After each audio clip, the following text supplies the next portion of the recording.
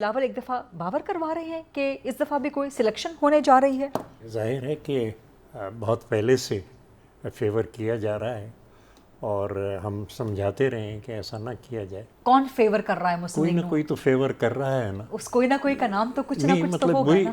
देखिए ना, हमारा एक पुराना एक मौक़िफ़ है कि एस्टेब्लिशमेंट को सियासत में दखलंदाजी नहीं करनी चाहिए। ठीक, तो जाहिर है कि ये यानी कि बिलावल भुट्टो का आज सिलेक्शन से मुराद जो इशारा था वो नवाज शरीफ की तरफ। हाँ, लेकिन सेलेक्टर्स की तरफ भी इशारा है ना। लेकिन अगर फिर वही सेलेक्टेड और सेलेक्टर का एक ताल्लुक़ बन रहा है तो हमें कम से कम फरियाद तो करने दें, एहतजाज तो करने दें। ये बड़ी अहम बात आप कर रहे हैं।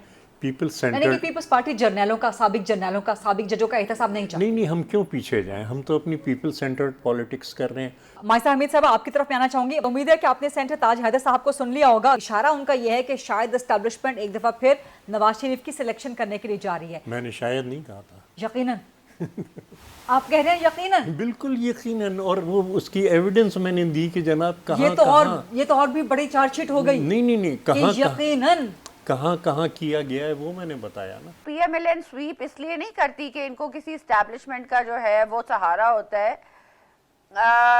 पीएमएलएन स्वीप इसलिए करती है क्योंकि हमेशा पीएमएलएन का नारा है कि पीपल्स पार्टी यही इल्जाम लगा रही है। पीपल्स पार्टी कह रही है कि 2018 में उस वक्त चेयरमैन पीटीआई सिलेक्टेड थे, अब लग नहीं रहा बल्कि यकीनन, ताज हैदर साहब की ज़बानी, कि यकीनन इस बार नवाज शरीफ सिलेक्टेड हैं। नहीं, मैं तो आधा शुमार दे रहा हूँ। देखिए, मैं I agree with the fact कि जो एग्री करती है कि नवाज शरीफ सिलेक्टेड होता है।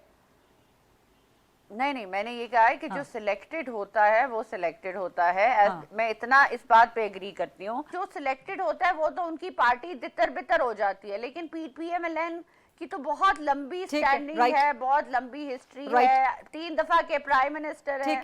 सो आई डोंट थिंक इन चीजों में कोई सदाकत है। ठीक है।